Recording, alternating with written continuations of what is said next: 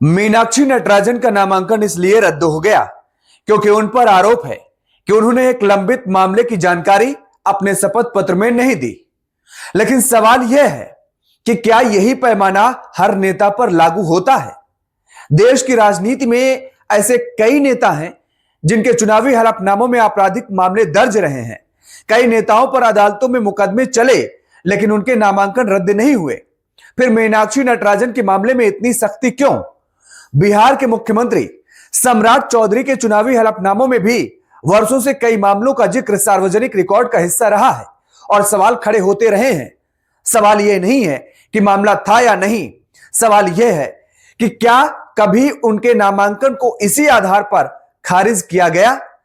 नमस्कार, बहुत स्वागत है आपका। मैं हूं आपके साथ योगेश पांडे।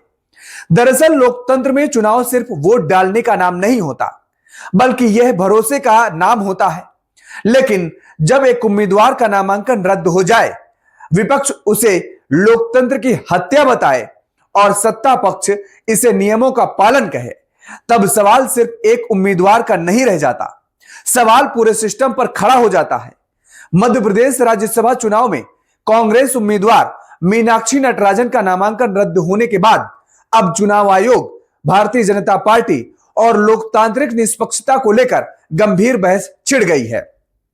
मामला मीनाक्षी नटराजन के उस शपथ पत्र से जुड़ा है जिसमें बीजेपी ने आरोप लगाया कि उन्होंने तेलंगाना की एक अदालत में लंबित मामले की जानकारी अपने शपथ पत्र में नहीं दी।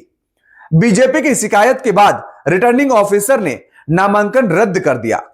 चुनाव अधिकारियों का कहना है कि उम्मीदवार को जानकारी देने का मौका भी दिया गया था, लेकिन कांग्रेस का दावा बिल्कुल अलग है। कांग्रेस कहती है कि मीनाक्षी नटराजन के खिलाफ कोई आपराधिक मामला दर्ज नहीं है, केवल एक निजी याचिका और नोटिस का मामला था जिसे कानूनन क्रिमिनल केस नहीं माना जा सकता, इसलिए उसका उल्लेख न करना नियमों का उल्लंघन नहीं था। कांग्रेस यह बड़ा दावा कर रही है और ऐसे में आज सवाल मीनाक्षी नटराजन का नहीं है। सवाल यह है कि क्या चुनावी मैदान में सत्ता पक्ष और विपक्ष के लिए अलग अलग नियम है?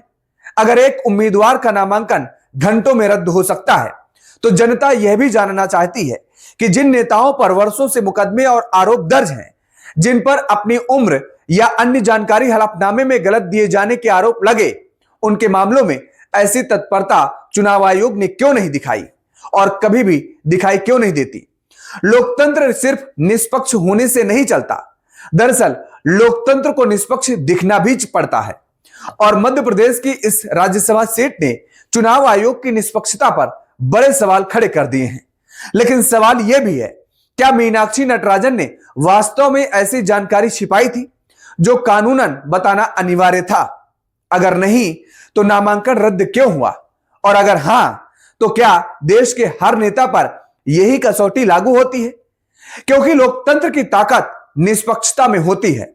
नियम तभी सम्मान पाते हैं जब वे सब पर समान रूप से लागू हों। मध्य प्रदेश का यह राज्यसभा विवाद अब केवल एक सीट का मामला नहीं रह गया, यह उस भरोसे की परीक्षा बन चुका है जो जनता चुनाव आयोग और चुनावी व्यवस्था पर करती है।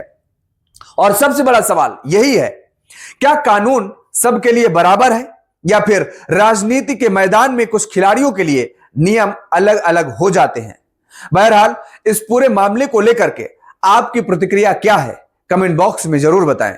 और हां, यदि आप हमारे नए दर्शक हैं तो चैनल को सब्सक्राइब जरूर कर लें।